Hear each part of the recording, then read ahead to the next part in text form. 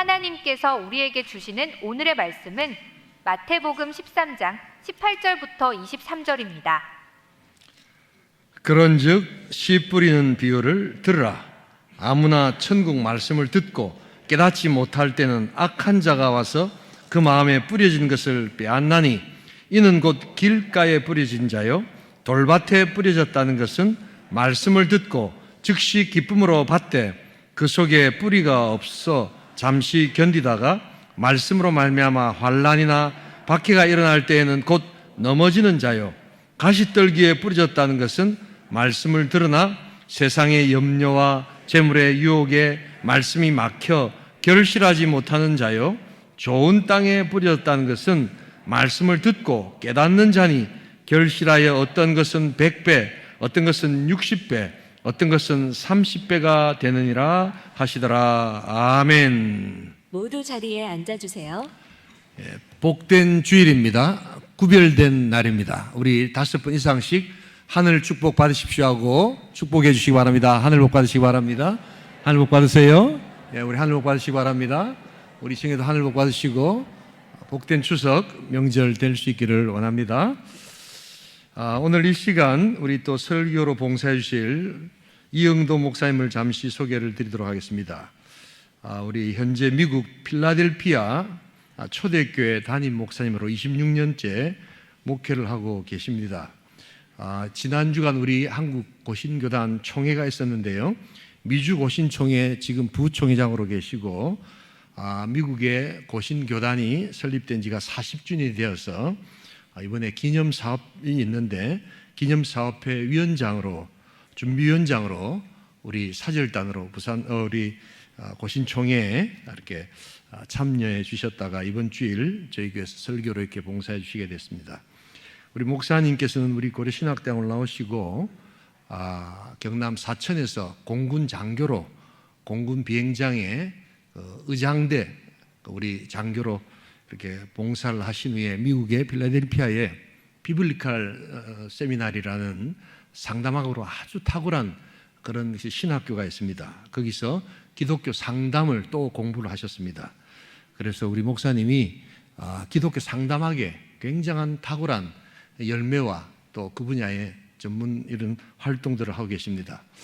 한국 우리 한인들뿐만 아니라 필라델피아에 흑인들이 참 많습니다.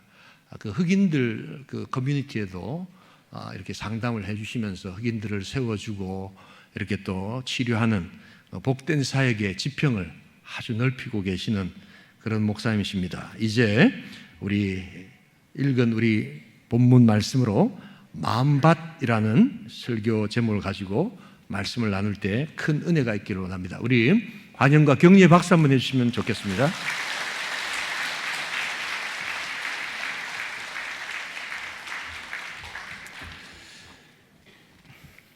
저는 이영도 목사라고 합니다. 환영해 주셔서 감사합니다. 진심으로 환영하신 거 맞죠? 그럼요. 저도 반갑습니다. 제가 이제 말씀을 1, 2, 3부 전해야 된다고 하셔서 어떻게 하나 고민을 했는데, 똑같은 말씀을 3번 전하는 것은 좀 힘들고, 그래서 한 말씀을 3번 나눠 전하는 것으로 작전을 제가 바꿨습니다. 그래서 1부, 2부, 3부에 연결된 말씀을 지금 나누고 있고요. 그래서 혹시 이 목사 앞에 무슨 말을 했노 궁금하시면 영상을 찾아보시기 바랍니다. 그러면 앞에 말을 들으실 수 있고, 제가 잠시 앞에 어떤 설교를 했는지 요약을 해서 설명을 드리겠습니다. 여러분, 이 마태복음 13장의 말씀은 일반적으로 천국복음장이라고 하는 장입니다. 여러분, 고린도서 13장 무슨 장이라고 그러죠? 사랑장이죠. 히브리 11장은 믿음장. 그러면 마태복음 13장은 천국복음장입니다. 왜냐하면 마태복음 13장에는 천국을 설명하는 7가지 비유가 차례대로 등장합니다. 그래서 천국복음장이라고 한다고 앞으로 알고 계시면 되겠습니다. 그러면 이제 우리가 오늘 읽은 본문의 말씀은 독특하게도 예수님은 비유로 말씀을 하시고 난 다음 그 비유를 해석해 주시는 일은 거의 없습니다.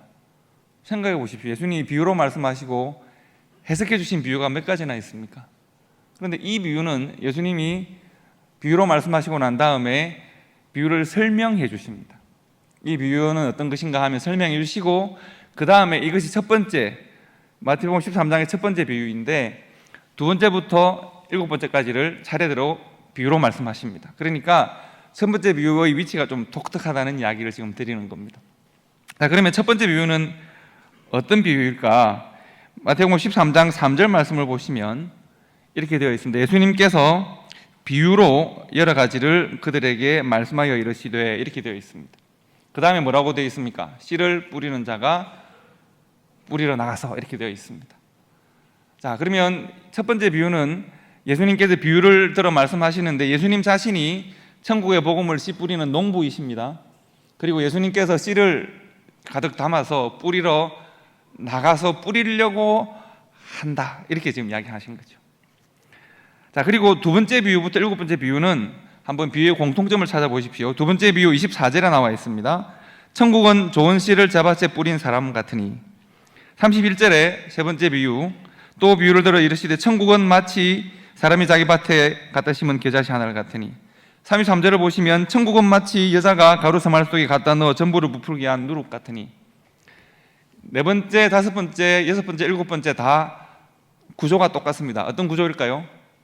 천국은 마치 무엇과 같으니. 아이고, 잘하셨습니다. 이렇게 잘하셨습니다. 예, 천국은 마치 무엇 같으니, 이렇게 하신 겁니다. 그러니까 구조가 똑같다고요. 그러니까 두 번째부터 일곱 번째까지는 무엇을 설명할까요? 천국은 무엇과 같다. 무엇과 같으냐 하면 좋은 씨를 잡아서 뿌린 사람과 같다. 천국은 겨자씨 하늘과 같다. 천국은 가루 수말 속에 넣어놓은 누룩과 같다. 천국은 진주장사와 같다.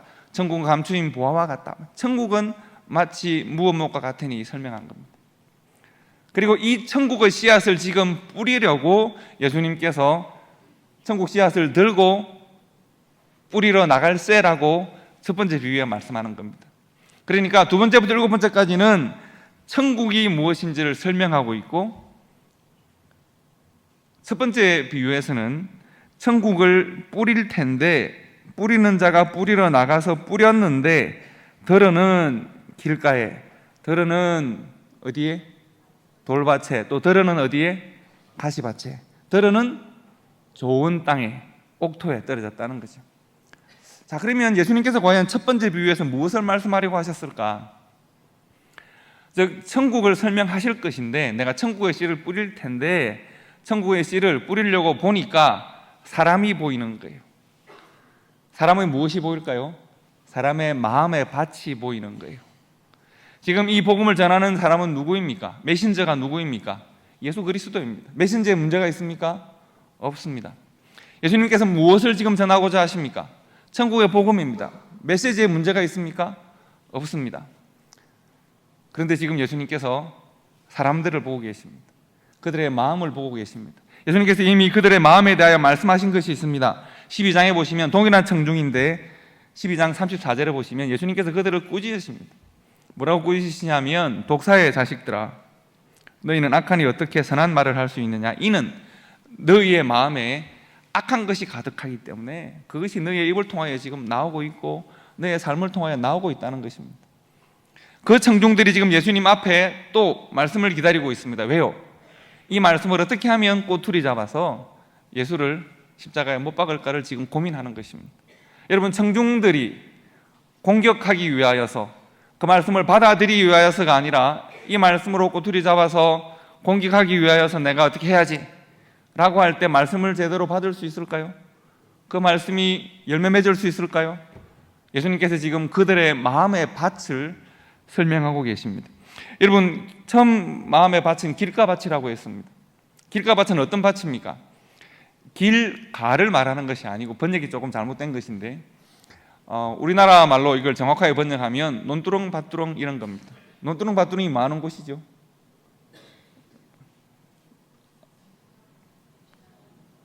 그렇지, 그렇죠. 그만 누가 지나다니는 거 이거 말씀하셨잖아요. 논두렁 밭두렁은 사람들이 지나다니는 곳이에요. 뭐 한다고 지나다녀요? 농부가 밭을 관리하느라고. 그렇죠. 아이고, 잘하시네요.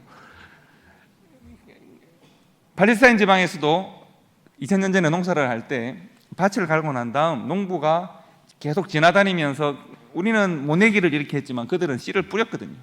씨를 뿌려요. 그래서 이렇게 씨를 뿌리는데, 뿌리다 보면 잘 준비된 밭에도 씨가 뿌려지겠지만 뿌리다 보면 씨 중에서 좀 튀었지 어떻게든지 간에 농부가 밟고 다니는 논두렁 밭두렁에 씨가 뿌려지기도 할 거 아니에요. 그러면 싹이 날 수 있을까요? 논두렁 밭두렁이는 딱딱하잖아요. 사람들이 밟고 다녔잖아요. 그래서 씨가 잘 뿌리내리지 못하게 되죠. 그래서 이 논두렁 밭두렁과 같은 마음이 있다는 거예요. 그런 마음에는 성경에 보시면 예수님께서 이 비유를 해석하여 주시되 뭐라고 되어 있습니까? 그런즉 천국 비유를 들으라. 19절에 보시면 아무나 천국 말씀을 듣고 깨닫지 못하고 마음이 딱딱하게 남아있으니까 씨가 뿌리내리지 못하면 악한 자가 와서 그 마음에 뿌려진 것을 빼앗는다고 했습니다. 그 마음에 하나님의 말씀이 뿌려지기는 했는데 그 말씀이 뿌리내리지 못하고 열매는 더욱더 맺을 수 없는 마음들이 있다는 겁니다. 그 마음이 어디 있을까요? 그 마음이 어디쯤 있을까요? 그런 마음이 제게도 있고 여러분의 마음 한쪽에도 그 마음이 숨어 있을 수도 있습니다. 저는 상담을 아까 말씀하신 대로 공부를 했습니다. 상담은 사실 알고 보면 저를 위해서 공부했습니다. 제가 성격이 별로 안 좋아서 내가 좀 나쁜 사람 같아서 좀 좋은 사람이 되어볼까, 사람들을 좀 이해하는 목사가 되어볼까 해서 상담 공부를 했습니다. 상담을 공부하다 보니까 제가 유학을 가기 전까지에는 한국 교회가 그렇게 그런 말을 쓰지 않았는데 한국 교회가 제일 많이 쓰는 말이 있습니다. 교회 안에서도 그런 말을 막 주고받습니다. 어떤 말인가 하면 상처받았습니다. 뭐 이런 말입니다. 목사님 오늘 설교에 상처받았습니다. 누구 너는 기사님 권사님 상처받았습니다. 이런 말을 우리 자주 상처라는 말을 자주 하더군요.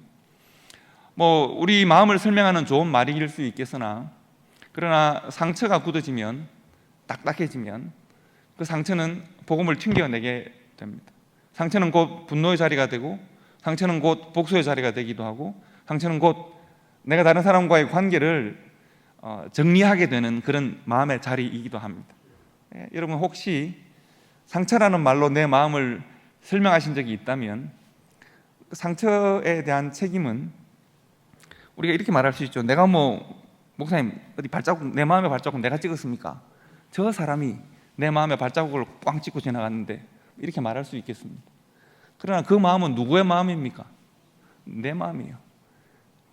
내 마음에 찍힌 발자국을 드러내는 일, 그 내 마음에 찍힌 그 발자국, 내 마음에 찍힌 그 논두렁 발두렁을 내가 경작하는 일에 대한 책임은 나에게 있습니다. 누가 나에게 상처를 줬다고 책임을 그에게 물을 수 있는가? 내가 예수님 앞에 가서 너 왜 내가 이렇게 그 말씀을 너에게 주었는데 너는 왜 그 말씀대로 살지 못했니? 예수님 내 마음에 있는 논두렁을 한번 보시고 밭두렁을 보시라고 예수님이 그럼 뭐라고 그러실까요? 그 내 마음에 찍혀있는 발자국의 책임은 나에게 있습니다. 상처를 준 나에게 악한 일을 한 어떤 그 사람들에 대한 기억으로 내가 나를 변호할 수 없습니다. 여러분 제가 가장 좋아하는 말씀 중에 하나가 요셉의 고백인데 요셉이 이렇게 말을 합니다. 형님들은 나에게 악을 행하였지만 나에게 수많은 상처를 남겼지만 하나님은 그것을 선으로 바꾸사 오늘 나를 이 땅과 형님들의 구원자로 삼으셨습니다. 내가 형님들을 섬기겠습니다. 이렇게 말을 합니다. 형님들이 요셉의 삶에 잊을 수 없는 상처를 남기죠. 잊을 수 있겠습니까? 그러나 요셉은 오랜 고민과 기도 끝에 깨닫는 것이 있습니다. 하나님께서 이 모든 것을 선으로 바꾸시는 분입니다. 내 마음을 하나님께 드리면, 내 삶을 하나님께 드리기만 하면, 하나님의 용서와 평강과 화해의 복음을 내가 받아들이기만 하면 하나님은 그 모든 것을 선으로 바꾸셔서 오늘날 나를 상처의 피해자로 살아가게 만드는 것이 아니라 하나님의 구원의 복음을 전하는 자로 살게 하신다. 이것이 요셉의 복음입니다. 첫 번째, 길가밭. 제가 설명이 좀 길었는데 오늘 마지막까지 하려면 길 텐데 어쨌든 길가밭은 그런 밭입니다. 돌밭은 뭘까요? 여러분 돌밭은 좀 무서운 밭입니다. 우리 속에 숨겨져 있는 돌들이 있다는 겁니다. 이 돌밭을 우리가 잘 이해하려고 하면 사도행전을 보면 잘 알 수가 있는데요. 사도행전 2장에 보면 2장 37절에 보시면 베드로와 사도들이 복음을 전하는 장면이 있습니다. 다 같이 한번 읽어볼까요? 읽어봅시다. 시작. 그들이 이 말을 듣고 마음에 찔려 베드로와 다른 사도에게 물어 이르되 형제들아 우리가 어찌할까 하거늘 베드로가 전한 복음의 핵심은 너희가 죽인 예수가 하나님이 보내신 하나님의 아들이요 메시아다라고 하는 것입니다. 그들이 이 말을 듣고 그 다음에 반응이 뭐죠? 마음에 찔려. 그 다음에는요, 우리가 어떻게 하면 될까를 묻습니다. 그래서 회개하고 구원의 복음을 받으라는 말씀을 받습니다. 그런데 사도행전 7장을 보시면 54절에 이런 말씀이 있습니다. 다 같이 한번 읽어봅시다. 다시 시작. 그들이 이 말을 듣고 마음에 찔려 그를 향하여 이를 갈거늘. 어디까지가 똑같습니까? 그들이 이 말을 듣고 그 다음에 뭡니까? 마음에 찔렸습니다. 그런데 그 다음에 어떻게 했다고요? 스데반을 향하여. 스데반이 복음을 전했는데 청중이 달라졌습니다. 그 청중들은 어떤 사람들인가 하면 이 말을 듣고 마음에 찔렸고 그를 향하여 이를 갈고 그들 마음속에 숨겨져 있던 돌들을 꺼내서 스데반을 쳤습니다. 스데반이 죽기까지 무덤으로 만들었습니다. 그 중에 누가 있었습니까? 나중에 사도 바울이 그들 중에 있었습니다. 그들의 마음속에 있는 유대주의, 율법주의, 선민의식, 정죄하고자 하는 마음, 그들의 마음속에 있는 분노의 돌들을 뽑아서 스데반에게 던진 것입니다. 여러분, 우리들 마음속에도 혹시 이런 것 있지 않습니까? 복음과 충돌하는, 말씀을 듣기는 하고 뭐 긍정할 수도 있는데 그 말씀이 내 속에 뿌리 내리고자 할 때 그 말씀에 뿌리 내리는 것을 가로막는 나의 내면의 원칙들을 가지고 있지는 않습니까? 대표적인 경우가 하나님을 안다고 생각하고 주인을 안다고 생각했지만 주인의 뜻과 충돌하는 삶을 산 한 사람, 한 달란트 받은 사람입니다. 한 달란트 받은 그 사람은 어떤 사람입니까? 그는 주인의 집에 삽니다. 그의 신분은 주인의 종입니다. 주인이 여행 가서 돌아올 때까지 그는 어디에 있습니까? 주인의 집에 살고 있습니다. 뭐 문제가 있습니까? 주인이 돌아왔을 때 종으로 주인을 만납니다. 뭐가 문제입니까? 그가 주인에게 고백합니다. 주인은 내가 너무 잘 아는 사람입니다.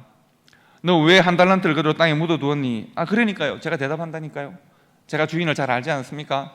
주인님은 뿌리지 않은 데서 거두고 해치지 않은 데서 모을 수 있는 대단한 능력자입니다. 맞습니까? 틀립니까? 맞을 수 있죠. 그리고 내가 주인을 두려워합니다. 그래야 됩니까? 그러지 말아야 됩니까? 그럴 수 있습니다. 그러기 때문에 내가 주인을 잘 알고 주인을 두려워하기 때문에 나는 무엇을 했습니까? 주인의 뜻은 이것으로 일하라고 말을 했지만 나는 주인을 알고 두려워하기 때문에 나는 그것을 땅에 묻었다는 거예요. 내가 가지고 있는 주인에 대한 생각이 나를 향한 주인의 뜻과 충돌하고 나는 나를 향한 주인의 뜻을 선택합니까? 내 생각을 선택했습니까? 내 생각을 선택하는 거예요. 여러분, 이것이 예배 잘 드리고 신앙생활 잘하는 우리 고신교단의 문제일 수도 있고 우리들의 보편적인 문제일 수도 있고 목사의 문제일 수도 있습니다. 이것이 우리들의 문제일 수도 있습니다. 내가 하나님을 잘 압니다. 나는 오랫동안 신앙생활을 해왔습니다. 나는 말씀도 잘 알고 그런데 내 뜻대로 삽니다. 내 기질대로 삽니다. 복음에 충돌하는 나의 삶의 원칙들이 있으면 나는 그것을 선택합니다. 고민하셔야 합니다. 내 삶 가운데 복음에 충돌하는 삶의 원칙들은 없는지 고민하셔야 합니다. 돌밭입니다. 세 번째, 이제 가시밭에 대해서 오늘 여러분과 함께 말씀을 나누어야 하는데, 그렇습니다. 가시밭은 예수님이 설명을 해주셨습니다. 이 7절 말씀해 보시면 들어는 가시 떨기 위해 떨어짐에 가시가 자라서 기운을 막았고 이렇게 했는데, 예수님이 이 말씀을 설명해 주시기를 22절에서 비유를 주시고 22절에 설명을 해 주시는데, 한번 22절 말씀을 한번 봅시다. 다 같이 읽어봅시다. 시작. 가시 떨기에 뿌려졌다는 것은 말씀을 들으나 세상의 염려와 재물의 유혹에 말씀이 막혀 결실하지 못하는 자요 했습니다. 자, 가시밭의 특징은 뭔가 하면 복음이 떨어지기 전에 그 마음에 먼저 심겨진 것이 있는 거예요. 먼저 씨가 뿌려졌어요. 그것이 먼저 성장을 하고 있는 거예요. 그리고 그것은 복음도 떨어져서 내 마음에 성장하고 가시도 먼저 성장을 하고 있는데 이것이 서로 충돌해서 성장 자체를 가로막아요. 그러면 도대체 그것이 정체가 뭘까? 예수님께서 다른 것과는 달리 이것의 정체를 설명해 주세요. 뭐라고 설명했을까요? 무엇이 이것이라고 했을까요? 한번 성구를 다시 보여주실까요? 무엇과 무엇이라고 했습니까? 세상의 염려와 재물의 유혹에 말씀이 막혔다고 했어요. 여러분 동의하십니까? 여러분의 마음의 복음의 성장은 무엇에 의해서 가로막히던가요? 뭐 다른 많은 이유가 있겠지만 예수님께서는 뭐라고 말씀하십니까? 세상에 대한 염려와 복음의 재물의 유혹이라고 했습니다. 여러분 동의가 많이 되십니까? 아니면 조금만 되십니까? 동의 안 되십니까? 염려가 여러분의 믿음을 가로막을 때가 있습니까? 재물의 유혹이 여러분의 믿음의 성장을 가로막을 때가 있습니까? 저는 상담 사역을 목회와 함께 하고 있습니다. 최근에 제가 혹시 여러분 조지 플로이드 사건 기억하십니까? 미국에 한 몇 년 전에 조지 플로이드라고 하는 한 흑인이 백인 경찰이 무릎으로 목을 이렇게 눌러서 생중계되는 중에 죽은 적이 있습니다. 그래서 폭동이 일어나고 했습니다.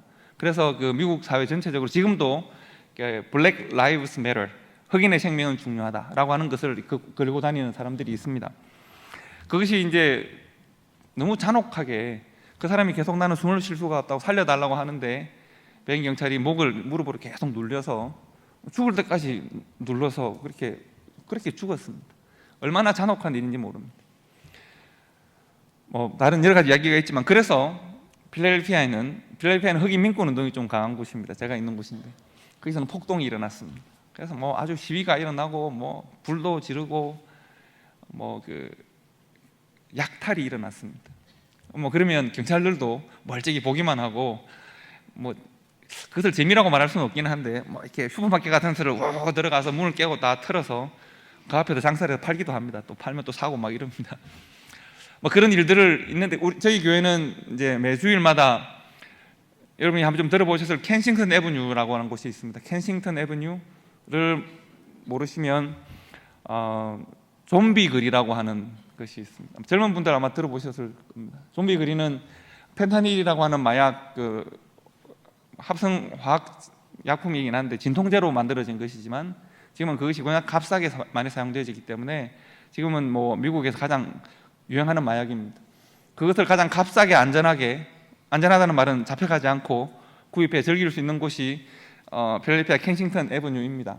한 5km 정도 되는 거리인데 수많은 사람들이 거기에 누워 있고 쓰고 있고 천막 치고 있고 이게 과연 미국인가 싶을 정도로 복잡하고 험합니다.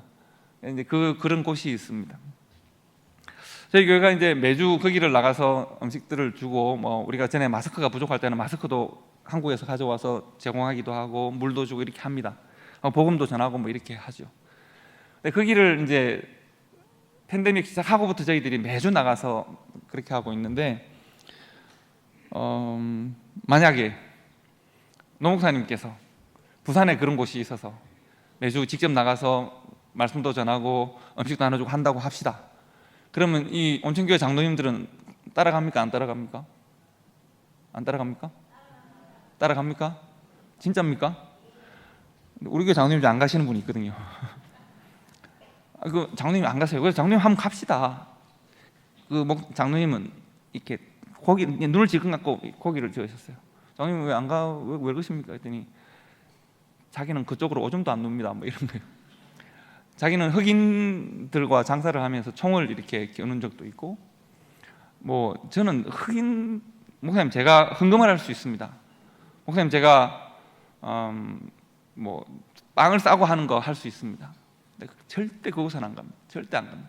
저는 흑인들이 이렇게 제게 다가오면 가슴이 뛰고 막 그렇습니다. 어떤 일이 날지는 모르겠습니다. 그렇습니다. 근데 그런 분들이 의외로 많습니다. 우리가 한 시대를 섬기고 지역을 섬기는 일들을 하려고 하는데 그 일들을 물론 다양한 방식으로 저는 그 장로님을 잘못다고 생각하지는 않습니다. 그 개인의 경험이 중요하니까요. 그런데 두려움이나 염려가 마음에 가득 채우고 있으니까 그 두려움과 염려로부터 한 걸음 나갈 수가 없습니다. 저는 하나님께서 우리 교회에 주신, 우리 시대에 주신 그런 지역 사회를 만나게 하시고 팬데믹이라는 그런 시대를 만나게 하시고 또 좀비 거리라고 부르는 살아있는 사람들을 좀비라고 부르는 것이 얼마나 험악한 일입니까? 좀비가 뭔지 아시잖아요. 워킹 데드예요. 걸어다니지만 죽은 사람들을 좀비라고 하는 것인데 멀쩡히 살아있는 사람들을 좀비라고 부르는 것은 정말 잔혹한 표현이거든요. 그런데 그렇게 부르는 일들이 현재 제가 살아가는 주변 환경입니다. 물론 제가 사는 곳은 안전하고 창문을 닫지 않아도 되고 문을 열어놓고 다녀도 아무도 해치지 않는 곳에 안전하게 살고 있고요. 30분 가면 그런 곳이 있습니다.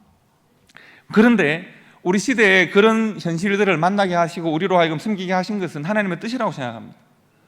그런데 그 일에 한 발자국도 못 가는 분들이 있습니다.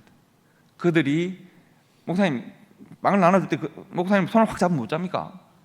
목사님한테 공격을 하면 못 잡니까? 만약 무엇을 하면 어떻게 될까요?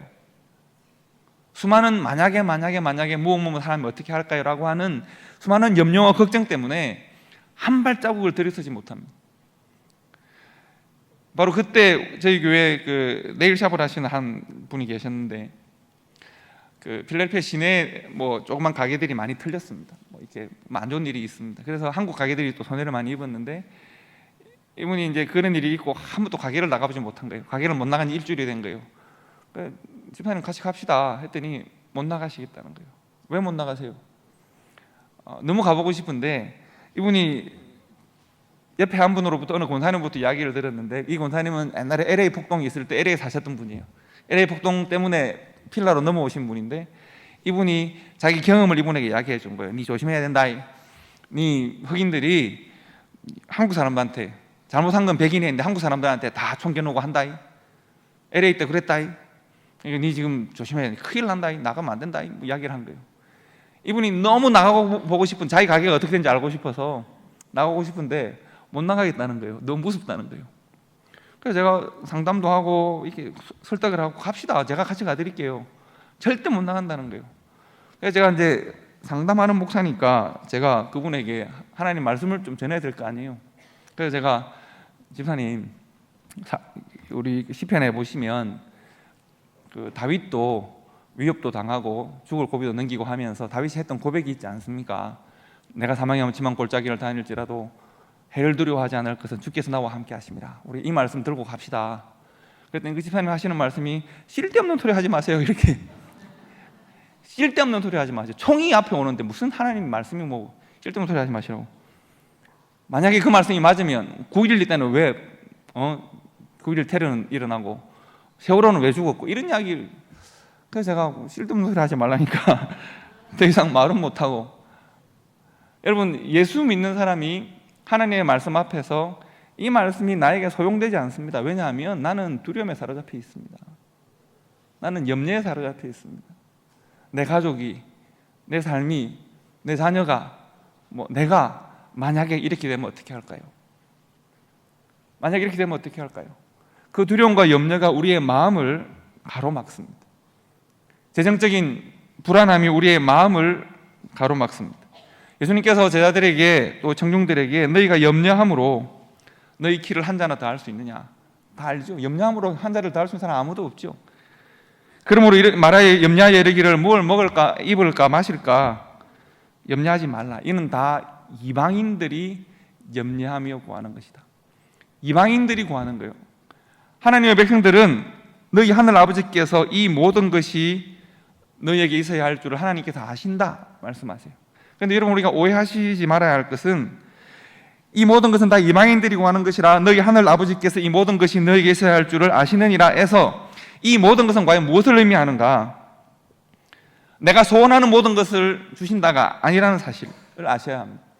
내가 염려하고 걱정하는 그 모든 것을 소원을 다 이루어 주신다가 아니라 하나님께서 나의 모든 것이 필요할 줄을 아시는데 그 모든 것은 하나님이 나를 위하여 준비하시는 모든 것입니다. 내 소원이 이루어지는 모든 것이 아니고 내 염려가 해결되어지는 모든 것이 아니고 내 걱정이 해결되어지는 모든 것이 아니라 하나님이 나의 인생을 인도하시고 주장하시면서 하나님의 뜻 가운데 나를 위하여 준비하신 모든 것을 말씀합니다. 여러분, 빌립보서 4장 6절과 7절 말씀 보시면 아무것도 염려하지 말라고 합니다. 아무것도 염려하지 말라. 그리고 뭐라고 말씀하시죠? 오직 모든 일에 기도와 간구로 너희 구할 것을 감사하면서 하나님께 아뢰라. 그리하면 뭐라고 되어 있습니까? 그리하면 모든 지각에 뛰어난 하나님의 평강이 너의 마음과 생각을 지키시리라입니다. 여러분, 말씀을 잘 보십시오. 아무것도 염려하지 말고 두려워하지도 말고 너희 구할 것을 감사하면 하나님 앞에 아뢰라. 그리하면 하나님이 다 너희 기도에 응답하여 주신다. 이렇게 말씀하셨습니까? 너희 모든 소원이 다 이루어질 것이다 말씀하셨습니까? 성경이 말하는 것은 그것이 아닙니다. 아무것도 염려하지 말고 너희가 모든 구할 바를 하나님께 기도하라. 감사함으로 기도하라. 그리하면 모든 지각에 우리보다 뛰어나시고 우리의 삶의 형편과 나아갈 바를 아시는 하나님께서 뭐라고 그러셨어요? 하나님의 놀라운 평안으로 우리의 마음과 생각을 지키신다는 거예요. 하나님의 마음과 우리의 마음이 교통한다는 거예요.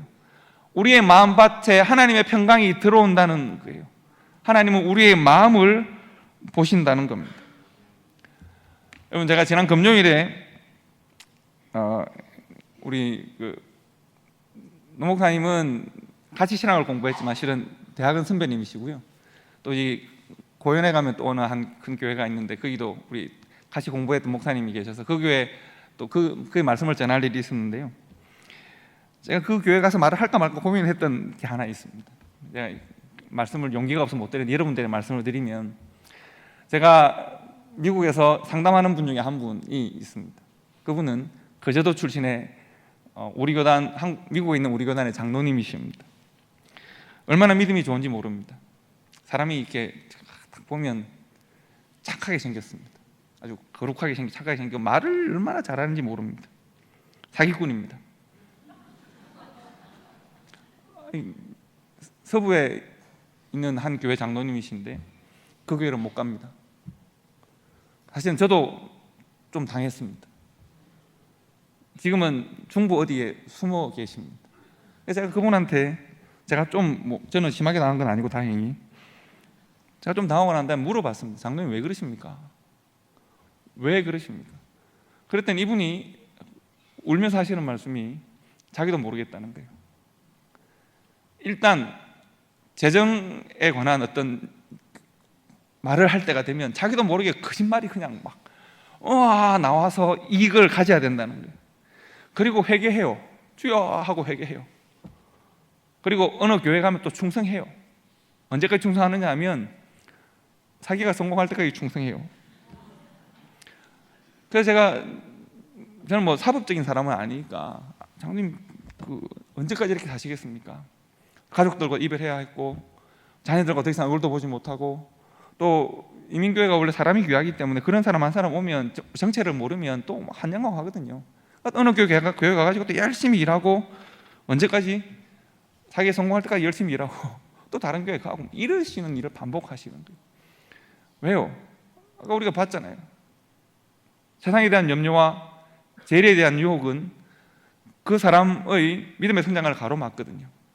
늘 기도하고 회개하고 다시 사기치고 이런 일들이 반복되는 일들이 그분의 삶에 있습니다.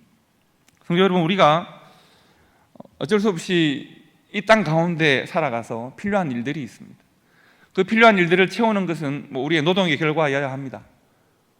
그런데 우리가 살다 보면 우리의 기도의 제목을 우리의 필요를 다 채우는 일에 사용하기도 하고 하나님께 우리의 모든 필요를 채우는 것이 하나님의 능력이 아닙니까? 라고 간구할 때가 있습니다. 연약해서 그렇기도 합니다. 물론 하나님은 우리의 필요를 채우시는 분입니다. 그러나 하나님의 말씀이 우리들에게 무엇을 말하는지를 우리가 보셔야 합니다. 염려하지 말라, 두려워하지 말라, 내가 너를 지키고 너와 함께한다, 나의 마음의 평강이 너에게 있기를 원한다, 이 말씀을 하시는 것이거든요. 제가 오늘 일부 예배 때부터 강조하고 있는 말씀이 있습니다. 수고하고 무거운 짐진 자들아 다 내게로 오라. 이 말씀 아마 여러분의 집에도 있을 테고 교회도 있잖아요. 수고하고 무거운 짐진 자들아 다 내게로 오라. 그 다음 뭐라고 되어 있습니까? 내가 너희를 쉬게 하리라. 잘 쉬셨습니까? 하나님만의 평강과 쉼을 맛보고 계십니까? 성경의 상담을 공부하면 꼭 공부하고 넘어가야 될 분이 고든 맥도날드 목사님이라는 분이 있고, 그분이 쓴 내면 세계의 질서와 영적 성장이라는 책은 교과서 중에 하나입니다. 상당 관심 있으시면 읽어보시면 아주 은혜를 많이 받을 겁니다. 내면 세계의 질서와 영적 성장이라는 책입니다. 이분이 자기가 한때 탈진했었거든요. 번아웃 되었습니다. 목사인데 설교하기 싫고, 목사인데 성도들 만나기 싫고, 목사인데 기도가 안 되고, 자기 말씀에 자기가 은혜를 전혀 못 받는 때가 있었습니다. 고민합니다. 내가 왜 이럴까? 그리고 보니까 자기 사무실 뒤쪽에 수고하고 무거운 짐진 자들아 내게로 오라, 내가 너희를 쉬게 하리라, 이 말씀을 보면 웃기시네 이 생각이 드는 거죠. 내가 이렇게 탈진하고 피곤해서 죽겠는데 이제 하나님 내가 아무것도 하기 싫습니다.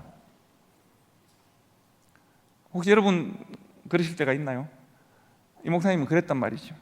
바로 그때 이 말씀 다음의 말씀이 뭔지 기억나십니까? 수고하고 무거운 짐자들아 내게로 오라 내가 너희를 쉬게 하리라. 그 다음 말씀은 우리 별로 관심이 없어요. 그런데 그 다음에는 어떤 말씀이 있냐면 나는 마음이 온유하고 겸손하니 너희가 나의 멍에를 메고 내게 배우라. 그리하면 너의 모든 소원이 해결되어질 것이다. 너가 부자가 될 것이다. 너는 엄청나게 될 거다. 이것이 아니라 예수님께서 뭐라고 말씀하시냐면 나는 마음이 온유하고 겸손하니 나의 멍에를 메고 내게 배우라. 그리하면 너희의 마음에 쉼을 얻을 것이다. 예수 그리스도의 마음을 배우면 너희의 마음에 참된 쉼과 평강이 찾아올 것이다. 예수님이 무엇에 집중하고 계시죠? 마음에 집중하고 계십니다. 오늘 예수님께서 복음의 씨앗을 들고 무엇에 집중하시죠? 마음에 집중하고 계십니다. 너희들의 마음의 밭을 보자는 겁니다. 여러분 오늘날 세상이 죄와 악으로 어우러졌다고 이야기합니다. 복음이 모자랐을까요? 하나님의 말씀이 없습니까? 우리 시대만큼 하나님의 말씀이 많은 때가 또 어디 있습니까? 무엇이 문제입니까? 우리들의 마음의 밭을 보셔야 합니다. 내가 하나님의 말씀을 듣지 못해서 능력으로 살지 못합니까? 아닙니다. 하나님의 말씀은 이미 내게 충분히 엄청나게 부족함 없이 내게 다가와 있습니다. 하나님의 말씀은 내게 이미 엄청 실이 뿌려져 있습니다. 문제는 뭡니까? 나의 마음의 밭입니다. 우리의 마음의 밭을 보셔야 합니다. 3부 때는 조금 더 해도 됩니까? 그렇죠. 이제 비급하게 이제 3부 때는 좀 길게 하고 가려고요. 제가 한 가지 이야기만 하고 이제 마치려고 합니다. 그러면 우리가 옥토 이야기를 좀 해야 되잖아요. 그러면 잘 준비된 좋은 밭이란 어떤 밭일까? 제가 이야기 하나 해드리고 마치려고요. 저는 사실 미국 간 지가 좀 오래됐죠. 한국에서도 그렇고 미국에서도 그렇고 저는 나라와 국가에 충성하는 사람입니다. 그래서 이제 도네이션을 많이 합니다. 제가 주로 도네이션하는 방식은 주로 이제 좀 차를 좀 빨리 몰아서 경찰에 잡히면 제가 경찰에게 도네이션을 이렇게 하죠. 그러니까 범칙금을 좀 많이 내는 편입니다. 나라를 사랑하는 방식 아니겠습니까? 그래서 제가 이제 그런 방식을 고치게 된 계기가 하나 있습니다. 한 7, 8년 된 것 같은데 주일 예배를 마치고 이제 그날은 제가 속이 별로 안 좋아서 이렇게 아팠던 것 같아요. 그래서 참다가 밤 11시 반쯤 돼서 도저히 안 되겠다. 그래서 이제 오래 하는 편의점에 가서 좀 이렇게 속을 좀 다스리는 약을 먹어야겠다. 그래서 이제 편의점에 갔어요. 이렇게 CVS 센터 이런 게 있거든요. 가서 이제 약을 사서 돌아오는 길인데 빨리 집에 가서 약을 먹어야겠다 해서 제가 이렇게 번개같이 집으로 와 하고 돌아왔죠. 쫙 돌아왔습니다. 근데 제가 우리 집 타운하우스에 들어서는데 뭔가 느낌이 싸하니 그럴 때가 있거든요. 엄청나게 영적인 사람이라 그럴 때가 있단 말이에요. 아이고 이상한데 하고는 돌아서서 차에 내리려고 하는데 온 세상이 밝아졌어요. 경찰 경광등이 삐뽀삐뽀 하면서 천국처럼 아름다운 세상이 펼쳐졌어요. 그리고 stay there, 차에서 내리지 마. 미국 경찰은 못 내리게 하거든요. 그래서 우리 집인데 했더니 내리지 말라고. 그래서 있었어요. 한참 차적 조회를 하고 이렇게 하고 경찰이 딱 나왔어요. 근데 경찰이 좀 이상해요. 경찰이 어떻게 하냐면 이제 창문을 내리고 있는데 창을 이렇게 손을 올리고 싱글싱글 웃으면서 이야기를 해요. 너 뭐 때문에 잡혔는지 알지? 그래 안다. 티켓 빨리 끊어라. 내가 한두 번 끊는 것도 아니고 내가 국가에 충성하는 방법인데. 그랬더니 가만히 보더니 너 직업이 뭐야? 이렇게 물었어요. 너 직업이 뭐야? 그래서 느낌이 이상하잖아요. 너 직업이 뭐냐고? 나 목사인데. 그랬더니 가만히 저를 보더니 너 오늘 무슨 설교했니? 이렇게 물었어요. 기분이 확 나빠져가지고 왜? 그랬더니 말이야 나도 교회 다니는데 나 우리 목사님이 너무 싫어 이 친구 무슨 이야기 하려고 이런지 왜? 그랬더니 우리 목사는 설교를 10번 하면 9번은 change of life, 삶의 변화에 대해 말을 한다는 거예요. 이 사람은 항상 change를 말한다는 거예요. 그래서 그게 왜? 그랬더니 지는 하나도 안 변한다는 거예요. 자기는 자기 타운에서 티켓 제일 많이 끊기는 사람이 자기 그게 목사래요.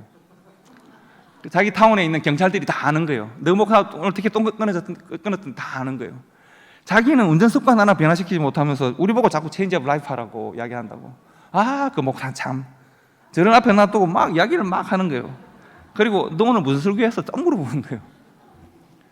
그냥 보고 있으니까 그 경찰이 뭐라고 이야기하느냐면 If you don't change your driving, 만약은 네가 네 운전 습관을 안 바꾸면 다음 주에 네 설교 못할 수도 있어. 이렇게 말을 했어요. 그리고 하는 말이 내가 너한테 워닝 사인, 티켓을 주기도 하고 워닝을 주기도 하거든요. 워닝은 경고만 주기도 해요. 다음에 이렇게 하지 마 이런 거 주기도 하는데 워닝을 줄 텐데 이 워닝이 너의 삶에 워킹하기를 바래. 너 운전 습관 안 바꾸면 사고가 나든지 잡혀가든지 뭐 그렇다는 이야기겠죠. 운전 습관 안 바꾸면 다음 주에 설교 못 할 거야. 이렇게 하고 갔어요. 제가 한참을 그 자리에 앉아 있었는데 울 것 같아요. 너무 쪽팔려가지고 너무 부끄러워요. 한참을 앉아 있었는데 내가 도대체 이 사람 뭐지 이런 생각이 들기도. 아까 그거 보면 여러분 영상에 그 목사님 한 분 나오더라고요. 이름이 장하율. 보니까 노 목사님은 잠시 나왔다가 뚝 들어가고 장 목사님이 막 이야기하시던데요. 꼭 그런 느낌이에요. 내가 제대로 좀 못 살았나, 내가 왜 이 자리에서 이런 말을 내가 들었는데 너무 어떻게 그렇게 옳은 말을 그렇게 하더니 갔어요. 그래서 제가 그날 너무 부끄럽기도 하고 내가 나 자신의 습관 하나 변화시키지 못하는 사람인데 성도들에게 설교하고 바뀌어야 된다고 말하고 바뀌는 게 복음이라고 하고 너무 고민을 했어요. 그리고 또 시간이 지나가면 우리 잊기 마련 아닙니까? 한 2, 3주 지나서 이제 제 자녀 둘을 태우고 교회를 그날 가는 날인데 저희 집에서 교회로 가는데 보면 이렇게 미국은 그렇게 시가지가 이렇게 한국처럼 많지가 않습니다. 그래서 집이 있고 또 숲이 막 있고 숲을 지나서 가는 데가 있습니다. 근데 우리 여러 방식으로 갈 수 있지만 제가 좋아하는 길은 굽이 치는 길이 있습니다. 이 길에 너무 단풍이 아름답고 나무가 많아서 제가 그 길을 좋아합니다. 보통 그 길을 갈 때 제가 찌지 이렇게 왜 스피드 마크가 나게 이렇게 싹 빨리 가면 장면이 이렇게 싹 지나가는 게 기분이 좋거든요. 보통 거기가 25마일 존으로 가야 되는 곳인데 25마일이면 40km 정도로 가야 되는 곳인데 제가 막 이렇게 가는 걸 좋아합니다. 그러니까 이제 그날도 애들하고 가면서 그 존에 딱 들어섰는데 갑자기 경찰 목사님의 말이 기억이 난 거예요. 그분의 말씀이 기억이 난 거예요. 그래서 에이 하면서 제가 운전 습관 바꾸라고 그랬지. 그래서 에이 그러지 뭐 하고는 규정 속도대로 천천히 돌고 있었는데 꼭 저 같은 사람이 거기서 맞은편 운전을 하고 있었던 거예요. 그래서 쫙 오다가 지도 놀라고 저도 놀라고 서로 차를 틀었는데 마치 영화의 한 장면처럼 둘이가 서로 얼굴로 마주 보면서 하면서 이렇게 싹 지나갔어요. 정말 영화의 한 장면처럼 서로 표정이 기억날 만큼 싹 지나갔어요. 애들도 뒤에서 으악 하고 소리를 지르고 저도 으악 하고 지나갔어요. 그리고 한쪽 구석에 차를 딱 대고 다행히 사고는 나지 않고 그 차도 저쪽에 차를 딱 대고 둘이가 딱 됐어요. 그리고 갔죠. 저는 그 이후에는 이제 그런 방식으로 국가에 충성하지는 않습니다. 제가 충성할 수 있는 방법은 많으니까. 다만 감사한 것은 있습니다. 하나 깨달은 것이 있습니다. 말씀은 순종해야 능력이 됩니다. 말씀은 내 마음에 심기고 삶으로 나타나야, 말씀은 육신이 되어야 그 말씀이 나를 보호합니다. 여러분, 다윗이 고백하기를 하나님은 나의 방패이자 산성이자 하나님은 나의 요새이자 이런 표현을 하잖아요. 하나님의 말씀이 내 삶의 방패가 되고 무기가 되고 요새가 되는 것은 하나님의 말씀이 내 육신이 될 때입니다. 내가 하나님의 말씀으로 살아갈 때입니다. 내가 하나님의 말씀으로 살지 않는데 하나님의 말씀이 나를 지켜주지 않습니다. 제가 경찰을 통하여 주신 하나님의 음성이라고 생각해요. 네가 설교하려면 좀 제대로 똑바로 살아라 뭐 이런 거잖아요. 변화에 대해 설교하기 전에 운전 습관 하나 변화시키는 순종을 해보라는 말씀으로 제가 받아서 잠시 그 말씀을 기억했더니 제 아들들과 제가 보호를 받은 거잖아요. 여러분, 말씀은 살아야 능력이 됩니다. 말씀은 여러분이 순종할 때, 열매로 나타날 때 그 말씀이 우리를 지키고 보호하고 이웃들에게 증거할 수 있는 또 다른 스토리가 되는 거죠. 여러분, 제가 오늘 여러분들과 함께 하나님께서 우리들에게 주목하시는 것, 우리의 마음밭에 대해서 한번 말씀을 계속 나눠봤습니다. 하나님은 우리의 마음을 보십니다. 우리의 삶에 얼마나 많은 성공을 거두었는가, 너는 얼마나 잘생겼는가, 너는 얼마나 큰 집과 좋은 차와, 하나님이 그것이 무엇이 관심이 있으시겠습니까? 하나님은 우리의 마음을 보시고 우리의 마음과 하나님의 마음이 교통하기를 원하십니다. 내가 내 마음을 드릴 때 하나님이 그 마음에 하나님의 말씀을 심으시고 잘 심겨진 그 말씀이 싹이 나고 그 말씀의 열매가 우리의 삶으로 나타나게 될 때 하나님이 그것을 기뻐하시고 하나님이 우리의 삶의 열매를 통해 세상 가운데 하나님이 또 말씀하시게 됩니다. 그 말씀의 열매가 또 다른 사람에게 심겨져서 그의 삶을 통해 하나님의 말씀의 능력이 나타나게 되는 것입니다. 오늘 그래서 여러분들 마음밭 기억하시고 나는 어떤 마음밭일까? 하나님의 말씀은 내게 어떻게 심기고 나는 그 말씀을 어떻게 열매 맺고 있는지를 고민하신다면 오늘 말씀 잘 들으신 겁니다. 하나님, 우리의 마음을 만지시고 우리의 마음에 말씀하여 주시옵소서. 내가 이 마음밭을 통하여 하나님의 말씀의 열매를 맺겠습니다. 결단하시고 순종하시고 열매 맺으시는 우리 온천교회 성도들 되시기를 주님의 이름으로 축복합니다.